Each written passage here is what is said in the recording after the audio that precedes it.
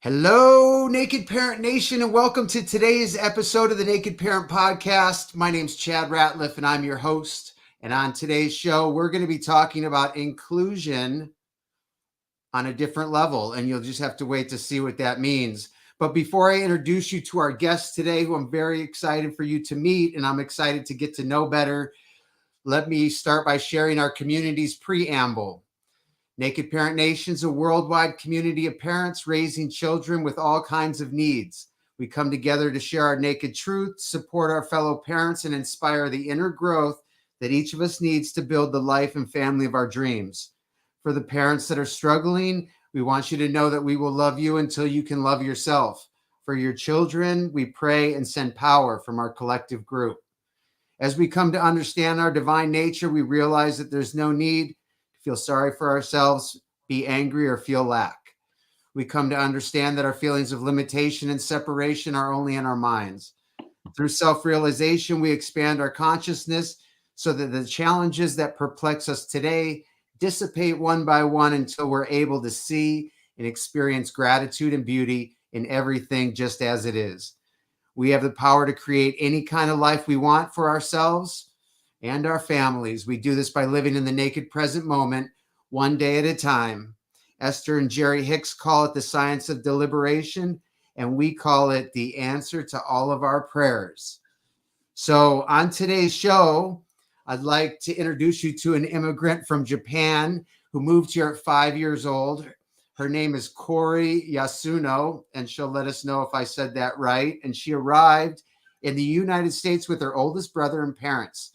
She later received her BSLA from Georgetown University and worked in the online department at Discovery Health National Geographic Channel.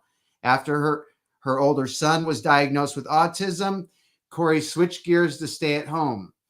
And after navigating the complicated journey of parenting a child on the spectrum, Kuri was compelled to help other parents navigate their child's diagnosis as well as raise awareness across the board with her book, Autism with the Side of Sushi. Kuri, welcome to the show and thank you for being here. Thank you so much for having me. It's very exciting to be on this show. We're very excited to have you, and it sounds like you're doing a lot of work in our community, if I can say that. Can you tell us a little bit? Can you tell us a little bit about your journey of finding out about the diagnosis, when that was, and kind of what led up to that? Sure. So I've been listening to a lot of your podcasts, and a lot of us have like very similar stories, right? My kid, he's the first son. So I, like a lot of other parents, like didn't know anything about developmental milestones, what to look for, what not to look for. And I was thinking, oh my gosh, my kid is so advanced. He can focus on a toy for a really long time and he doesn't, need to be bothered. And if I put him in the pack and play with a particular toy, I can, do whatever I need to do.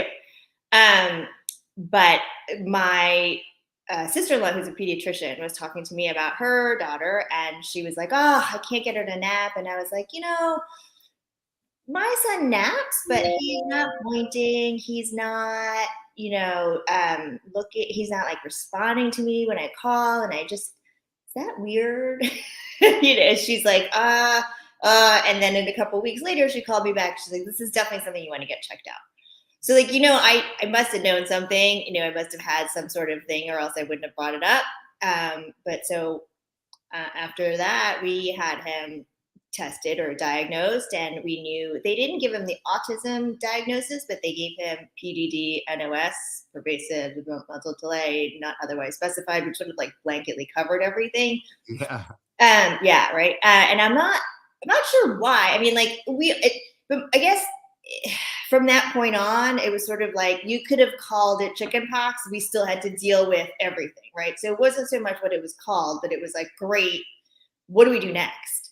And we were actually really lucky. So I live in the DC area. The NIH is the National Institute of Health is right here. We have so many resources available. Some are public and some are private. Even the public programs are really top notch for the young infants and toddlers age. And so my son was, I don't know, maybe like a year 16 months. And we started right away. Like, as soon as we got the PDD-NOS, we were recommended a doctor who used to work at the NIH who specializes with children on the spectrum. And then we just totally lucked out in that he was like, listen, he's going to need, 40 hours of speech therapy, and he's going to need, lots of interactions with peers. And so you probably want to call these people and, try to get in with them, and then try to call those people. And once our doctor gave us a name, then that person was also able to give us a name. And I call it Team Daniel, but we were really lucky and able to set that up, which is a benefit of living in a sort of like a metropolitan area, which, I mean, I know there are other areas of the country that, it's a real big struggle to, many, many phone calls to get the first appointment to like figure out what it is that's going on, and then to get like recommendations for speech therapists, whatever. So we actually, like I said, we were just really, really lucky. And so we started right away. And we later got the diagnosis, and by that point it was like just not even a surprise, like everything was going towards that direction. And so we were ready, nobody's really ready for it, but we were prepared-ish. Yeah. So I appreciate you bringing up the positive part about finding resources and services. I interview some people from other countries that talk about having to wait 6 and 7 years before they can get their diagnosis. Yeah. Do you have any kind of a gut feeling as to whether the early intervention was powerful for your child or It's a not? really, really good question. I'll never know, right? Like, because I only have this experience, so I don't know what was the answer. Maybe we could have done more. Maybe we did too much. I'll never know.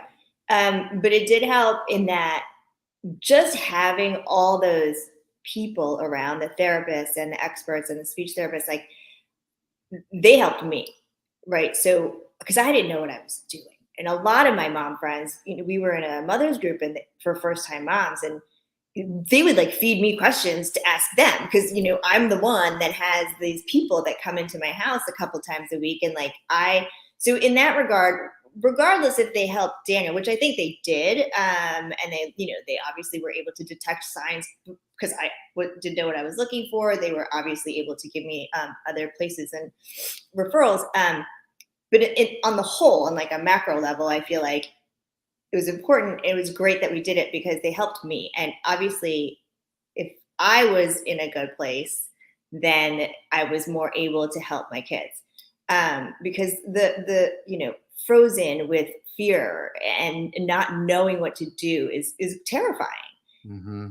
And so in that regard, I do think that just having someone to talk to when the kids are toddlers, for even a typical kid, is so helpful, because really we don't know. I mean, okay, I take that back. I didn't know what I was doing. Yes, no, I agree 100%. Can you tell us a little bit about your emotional journey through this process? So when I was talking to my sister-in-law, and she was like, oh, you may want to get him checked out. Like, obviously, it's meant the multiple stages of autism revelation, right? Denial, anger. And so it took a while. I was like, what happened here? What did I do? Was it because I ate chocolate during my pregnancy? Was it, did I spin around 3 times on a Tuesday? I just had no idea. And I mean, before I sounded so, with it being like, well, it's not really what it's called, it's that you have to move forward. I mean, it took a long time for me to get there. And I think, I was really more scared. And when it called bubbles down to it, like I was mad, but I was really just scared because I didn't know anything. I didn't, when I was first told about the A word, like people were still calling it the A word. They're like, oh my God, my kid's 16, almost 17, but like 15 years ago, they were like, oh, not autism. Oh my God. And then that feeds into it too, because, if that's what other people are reacting to it, I'm like, well, what is this thing? What could it possibly be? And so I was very, very, very scared. The other thing was that there was a lot of documentation about Temple Grandin and the man who did the sound effects for Kiss, John Robbins, or Running with Scissors, the author of that book. And like, these are great people that have accomplished so much, right? And I think that's amazing. But I really just wanted to know about, like, was there a kid around the corner who was just similar to Daniel, making it in a high school locally, just like your average Joe? What is going on with that? And I wasn't plugged into the network, we call it the special needs mafia. Like, I didn't know anybody. I didn't, have any information. And so again, like, that compounds the fear. And yeah, and then you have to fill out all these forms, right? And you have to write down the kids' deficits. And like, there is nothing worse than maybe having them read to you is worse. I'm not sure, but actually writing down what the kid can and can't do is so painful the first time, and maybe the 10th time. And now I'm like, but yeah, so, and it takes a lot to get to that point. But I think what helped me was I had another kid. And so my kids are back to back. They're exactly 2 years apart, 2 years and a couple, 13 days or whatever. And so I was still, and this is when Daniel was young. So he was 2, and then I had an infant. So that saved me in that, like, I couldn't really dwell on anything because there was too much going on. Like, I had this toddler, and then I had an infant, and I had, sleep deprived, and I was trying to keep them alive. So like, yes, I wanted to worry and dwell, but really I had to like feed people, bathe people, dress people. And so I think that really saved me in that I was sort of like in a blur, If I had my wits about me, I probably would have like plunged much deeper into a terrible depression because I would have more time to think about it. And I think that's like one of the things. You just have to start acting, because once you just have to take action, I think, because if you sit, you can dwell on anything, really. So yeah, that was my emotional journey. And now, it's kind of the same. It's like this is the thing with autism, right? And also any kind of child development. It's like some days you're so proud and you're like, oh my God, I can't believe you did that. That's so awesome. I'm so proud of you. And then bam, it's like the next day you're like, what happened? What are we doing? And then you have a setback. And I always feel like it's like so cruel how that happens. It's like you're in a lull and everything's going great, and then bam. So like, even now it's like every time I feel like everything's smooth sailing, something happens. And so it's still tough, Yeah, no, I appreciate you sharing that. And I think that's why kind of in the preamble, we talk about trying to get present, because when you start future tripping about what's the future of my kid going to look like, Mm-hmm. Are they going to be bullied? Is there ever going to be any relief for me, as a parent? So, and I remember year after year going to the IEP and watching my ex like start to well up in tears as we said, this goal 1 was not met. Goal 2 was not met. Goal 3 was not met. It's like, can we skip the other 7? I get the point. She's crying. We don't need to go through it. It's amazing.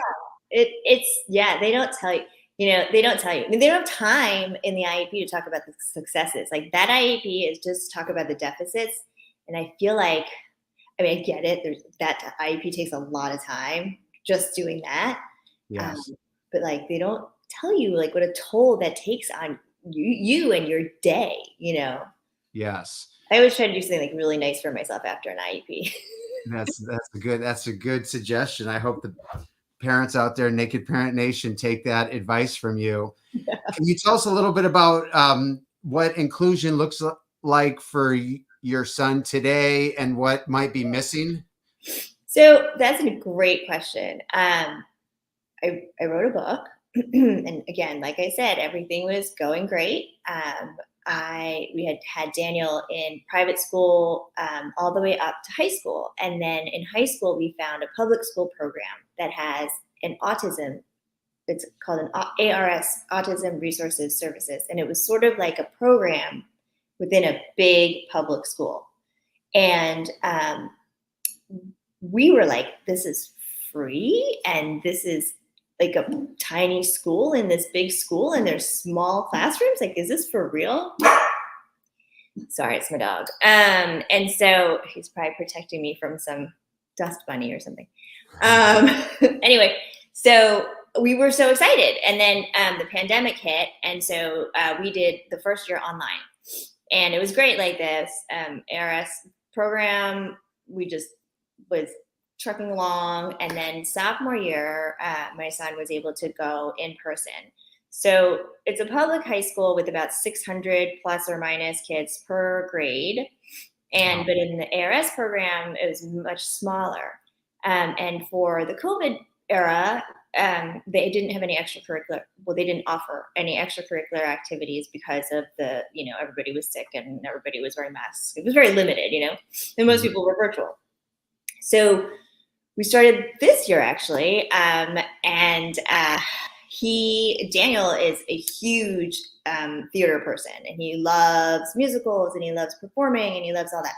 So during the day, he would do the program, the autism program, and then he started to branch out and do the theater activities and the musicals and all that. What happened was, what we didn't know was that even within a school that has an autism program, really the only people that were educated on how to interact, treat, respect children that are autistic were just in that program. Mm-hmm. So what ended up happening, which again, like I said, everything was going great, and then it wasn't anymore. Once he branched out, he was bullied.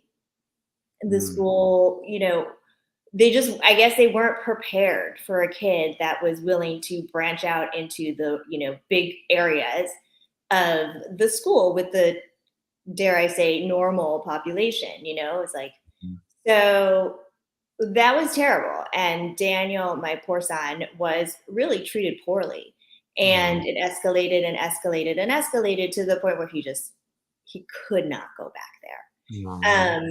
And so it really, to me, it was like such a shock, right? Like, how could you have a program but not have people that are capable of dealing with kids on the spectrum? And, they were trying to make accommodations, but it was so clear. It's like, I, as a parent, do not feel safe sending my son into this building. I won't do it. Not after repeated events, just won't do it. So at the end of the day, we found him a private school. We moved him, and he's there, and he's going to finish out 10th grade. But I guess these experiences plus others have really brought to my attention the need for instruction, inclusion, and really like intentional inclusion. Like, I always say there's all those memes like from movies or whatever this is. You can sit with us. You can sit with us. Oh, come, you can sit with me. And I think that's great, right? Like having movie showings that allow special needs kids, having, people having inclusion classrooms to have the special needs kids join in, or having birthday parties and inviting the kid that is special. That's lovely. And that's just, you can sit with us. My problem is that for our situation, if the child is not able to meet the social skills of everybody else around, and we are teaching them, but this is their specific deficit, I'm trying to figure out a way to have everybody else meet the kid that is deficient, right? Like, and people get upset when I say deficient, but in my situation, it is a deficiency. Like, this is the one skill my kid doesn't have. So why am I torturing my son to try to like master this skill when it really, like, I want it to be a community-wide thing. Like, why can't we teach the other kids how to help my kid too? Not just my kid, any other socially awkward kid. So you can sit with us is good for a kid that is able and that it has the social skills to, once they're physically in that group, to say what they need to say and make the friends and do whatever it is that we do. But you can sit with us isn't enough if you don't have the skills to then independently join in that group. So you're still isolated. I mean, if I didn't speak English and I was sitting with the table of Americans, I'm sitting there, but I'm not feeling any sort of inclusion, right? So of course I'm going to be trying to learn English really, like, as fast as I can, but the people around me could help me maybe draw pictures, or, I mean, I'm not saying everybody needs to learn Japanese, but, like, help me. And I don't know how to make this happen, but I feel like from what I want and where it is right now, there's a huge gap. So we have to start somewhere, and we have to figure out how to bridge the gap. And because it can't be this hard for every kid. It's just not fair. I mean, again, it's the not fair, right? And my kid's lucky. Like, I can advocate for him, and I have the time and the energy to do it. And there are so many other kids out there. Their parents are working, or they don't speak English, or they're just, like, in other situations where they can't be advocated for. I mean, so let's do it for everybody, And also, is it really that hard to just be nice? Like, let's start there. So I guess I sound like a raving bad person, but I just want everyone to just learn that it's okay to be different, and it's okay to ask questions. What's not okay is to band together and exclude and reject, because there are a lot of steps that could be taken before all that happens. And I feel like we can only benefit from that. Sorry, I talked a lot there. No, I think it's awesome. I think that we need to talk about these issues. Question I had while you were speaking is, do you feel like there's a difference of inclusion at different age Oh, groups? yeah, definitely. So when you're little, you have like, nobody's talking, right? They're all babies and they're all kind of parallel playing. And parallel playing, I feel like my kid is a rock star, right? And then, you get a little older and the kids kind of interact and they kind of play, but they're mostly, like, running and yelling, and nobody's got, like, organized games going, right? So that's another age. And then there's, like, an age when the kids are in elementary school, and a lot of the activities are led by somebody, right? So that's great too, because you have a person, you have instructions, and then everybody knows what to do when. It's the unstructured time that's really hard, I feel like, because that's when you have to really bring your social skills to the table. I think it's when the kids become more aware of each other. I think it's when, like, he's cool, she's cool, he's not, that kind of stuff comes into play. And everybody's insecure. And I think, as soon as that stuff starts to happen, it becomes hard. And then something happens in college where everybody just doesn't care anymore, I think. Maybe, I don't know. Or maybe that's what I'm hoping for, because we're not there yet. Perhaps I'll be eating my words later. But, so I think that when you're younger, it's less obvious. And I think that's why a lot of kids don't get diagnosed until later, right? Because they kind of struggle, but they work it out. Mm-hmm. And then later, when kids start, like, really, trying to find themselves and, like, find their cliques and units, that's when I feel like some of the kids get left out. Yeah, I think you isolated that sort of junior high through high school, and maybe people are maturing in college. Maybe they're starting to find some gratitude for the blessings they have in their life, and they can see the challenges of others. Do you have any gut feeling as to what's something we could do to help that junior high to high school community be more inclusive? So I was thinking about that. And of course, I wish I had some sort of advisory board with like brilliant minds to help figure this out.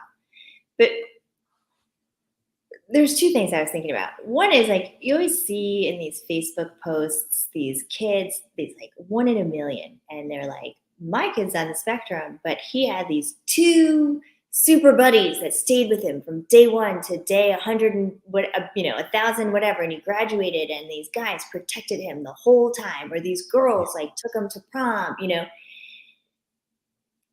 So I think about that and I'm like, well, where did I go wrong? Like, what did we do? Like, why couldn't that happen for my kid? And I think there's two things. One is that it's an invisible disease. So our kids look like all the other kids.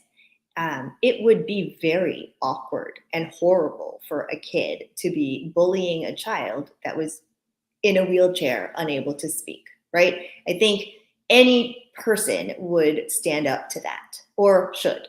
I think what is tricky is that when you are normal adjacent, you're like, you're kind of fitting in, but like nobody knows what it is, but you're just not getting it. There's a dissonance there.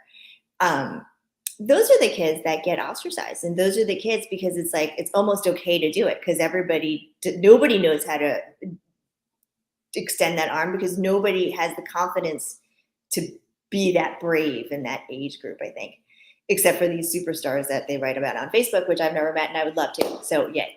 But I guess my plan is what I've been starting to think about is you got to do it from the kids. Like a teacher telling you, listen, Chad, third period, you got to be friends with that weird girl, Kuri. Yeah. She didn't have any friends. And you're going to be like, I don't want to be friends with her. She's weird, and I'm not going to do it, especially because a teacher told me to. Am I going to get extra credit? Am I going to get, So I feel like it has to be something that is a change in the mindset of the peers. Or we pose it to them when they're in high school. Hey, for your third quarter project, you guys come up with a way to include everybody. Or, I don't know what the answer is, but I feel like teachers need to inform and be accepting, and they need to know how to handle situations. And the kids need to feel like they're getting something out of it too. The teachers, if you have a kid that's complaining about another kid to a teacher, I mean, is the answer to separate them forever? Is it to mediate?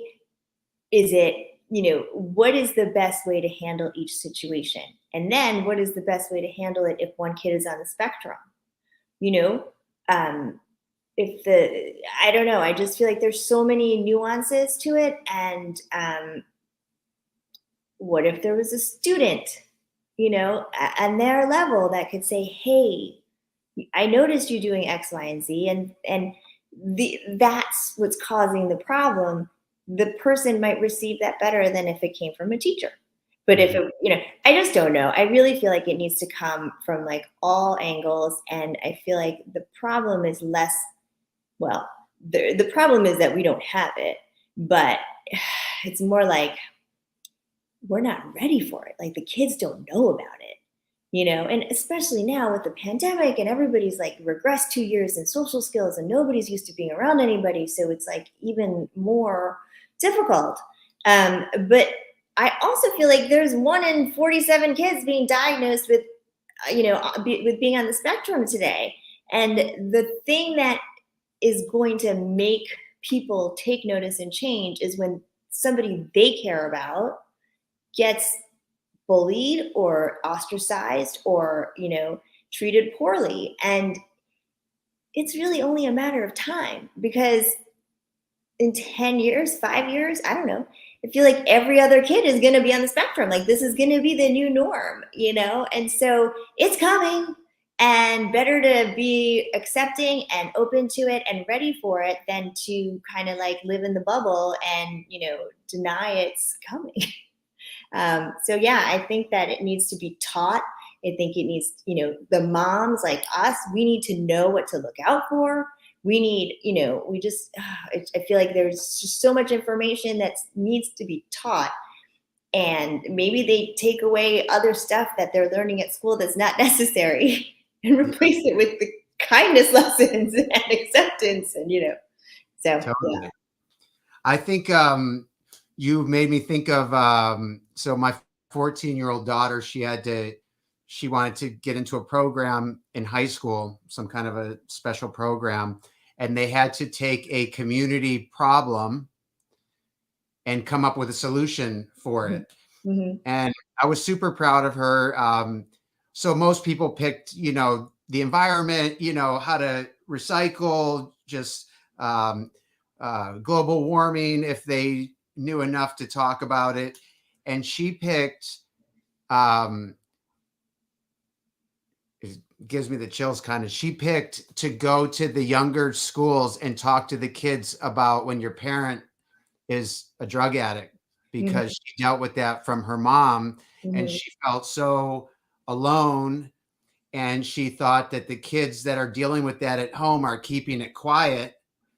And so if she could go to like the elementary schools from junior high, share about things that you can look out for, and maybe give some resources, then that's sort of what you were talking about, that peer to peer more. Yeah, that would be, that's so I think there's something in there that maybe could be done for what, like you were saying, where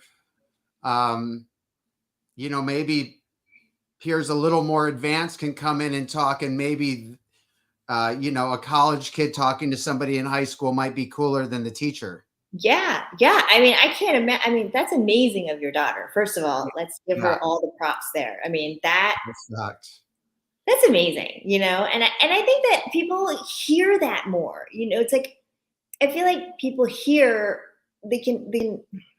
we're not idiots, right? Like, if I was making all this stuff up and like being just pontificating about special needs because that was a nice thing to do, like, people can see the difference, right? Like, a genuine person, and I feel like kids can see that, right? And so if there's a kid, it's like, even though they're a couple years older, you respect that kid, like your daughter, and I bet she made more of an impact than even she knows, because it's so relatable. And I think when it's relatable, it's when people listen and people care. Like, wow, I think I understand what she's talking about, and now I can turn it around and maybe change my ways a little bit. And like one thing I write in the book is, so because I hate going to parties and like not knowing people, and I just hate feeling that awkward, if I'm anywhere like carpool or whatever, and I'm with like a group of my mom friends, if I see like one mom, a new person that doesn't know somebody, I am like the first person to be like, hey, come join us. Like, are you new? You want to? And sometimes they're like, listen, I'm the teacher and I don't really want to have anything to do with you. And I'm like, oh, okay, sorry about that. I thought you were a new mom. But like, I like tend to be over inclusive, right? And it's not even because I'm a nice person. It's because that's what I want the universe to do. Like, I want somebody else to see somebody alone and be like, hey, come sit with me. I'll be your friend, And then I feel like once somebody does that for you, then you want to do that for somebody else, right? Yes. Because you're like, oh, that's all it was. Like, she just said, come over here. And so I think that you just have to experience it first, see it, and then realize it's not that hard. And then maybe it's like the whole pay it forward thing, maybe, I don't know, maybe we can institute a change in the universe somehow. Yeah. I mean, I think that your comment about my daughter making a bigger impact than she may realize goes for you reaching out to those new people at the party. And I hope I do. A bigger impact than you maybe realize. Yeah. Let's just do it, right? How hard is it? Who can't use a new friend? That's right. Right. So I want to congratulate you on your book, Autism with the Side of Sushi. Thank you. Doing really well. Can you tell us the birth of that? Yeah, I would love to. So Autism with the Side of Sushi. Like I said, I'm from Japan. And when I first came to the States, I didn't speak English. My parents are straight up Japanese, many, many, many generations. And they would pack my lunch. Well, not my dad. My mom would pack my lunch, and they would be like very Japanesey food in there, like rice balls and whatever. And I would get to school, and like everybody has their peanut butter and jelly sandwich, and inevitably somebody would look at my food and be like, "Ew, what is that?" And I would be like, "Oh, I didn't know this was weird. What is that?" Yeah. And but then it always turned into, "Do you eat like sushi or something? Isn't that like raw fish?" And then today, everybody likes sushi, right? Like everybody knows sushi, and it's in every food court, whatever. And it's become normalized and accepted and appreciated. And I was thinking about how can we take autism and do the same thing? Like, let's turn it into sushi, and like, let's appreciate it, and let's make it common. And nobody has to say, "Oh, autism, what is that?" I want people to say, "Oh, autism, I know what that is." Not even. It's like a daily thing. So that was the hope behind the book. And it was also because, like I said, when I was coming up, I only knew of like famous people doing incredible things that were on the spectrum. And I really just wanted to write a story about my life, right? We're just normal people that live in our normal house, and we are doing whatever we need to do. And my kid happens to be on the spectrum. And so I was hoping to reach other moms that were coming through this and getting their diagnoses, and don't be scared. It is really scary, but like, I'm just this plain person, and I'm no Temple Grandin, but I've made it 16 years. Has it been pretty? I don't think so. But am I here? Are we all here? Yes. And so that was more reasons to bring it to the table. And then lastly, I just wanted to write like the funny things that happened, because a lot of the books I read about autism and the textbooks are dry, and the stories are really sad, and it's like tear wrenching, gut wrenching. So I wanted to write a story about like all the ridiculously funny miscommunications, misinterpretations, the funny things that happened. And initially I wanted to just make the whole thing really funny, but I couldn't, because as I was writing it, I was like, "Oh, that's not funny. Oh, that wasn't funny either." So then it turned into like a whole thing. But yeah, so I wanted to make everybody know, like, it's okay to laugh about it, and it's okay to like cry about it and be really, really sad. But at the same time, things are sometimes really funny, and that's okay too. So. I love that. Naked Parent Nation, you got to get your copy of Autism with a Side of Sushi and check it out. The feedback has been wonderful, I understand, and congratulations on that. Thank you. And I want to tell you that talking to you today and hearing your story, I feel like you have your own Temple Grandin story. I feel like you've navigated, I feel like you've gone through difficult things. You've pushed for your son to have amazing opportunities. You've written a book that's inspiring people, and it's causing people to come together over a topic that's important to us. Yeah. I'm inspired by talking to you, and I think that you should be really proud of yourself. Thank you. I appreciate it. And I love what you say in the beginning of each of these podcasts, like, you are not alone. And I know that we'll get to it, but my name, Kuri Yasuno, is my handle for everything. Instagram, and my website is kuriyasuno.com. Like, reach out to me. I've done it. I've been there. And maybe you want to say, "Oh my God, this is the funniest thing my kid did." Tell me. Like, I love those stories. Or I just want to help, just like you want to help. And, we're here, and it's a community, and we have to help each other. And soon enough, it's going to be an even bigger community, because it's not changing anytime soon.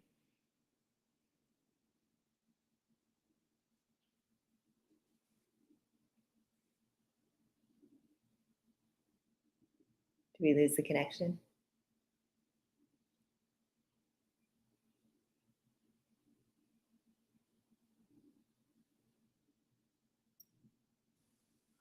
Oh, there you are. I'm sorry, we lost connection for a second, but Sorry. I feel that you want to help, and as do I. If you could send me those places where people can reach you, so we can put it in the show notes, Yeah, I would love to. that'd be awesome, so that people can figure out how to connect with you. And I hope that we can stay connected, and you can stay connected to the show, and we can touch base down the road and hear how 11th grade goes, and and just like continue this journey together.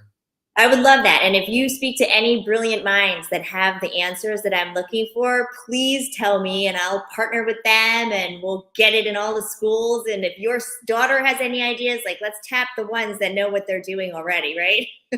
Well, I want to talk to you about Sounds of Autism offline, because part of Sounds of Autism is going in and educating Yes, police I heard. departments, fire departments, schools, educating mothers while the baby's in the womb of things that they can look for, so that it's not as much of a surprise. So a big part of it is education. So Yeah. let's talk about that offline. And thank you Yeah. for being on the show today. And I really enjoyed this conversation. And I So wish nice you, meeting you. Thank you. And thanks for letting me into your nation. yeah. All right. Have Bye. a great one. Take care and Thank thanks. you.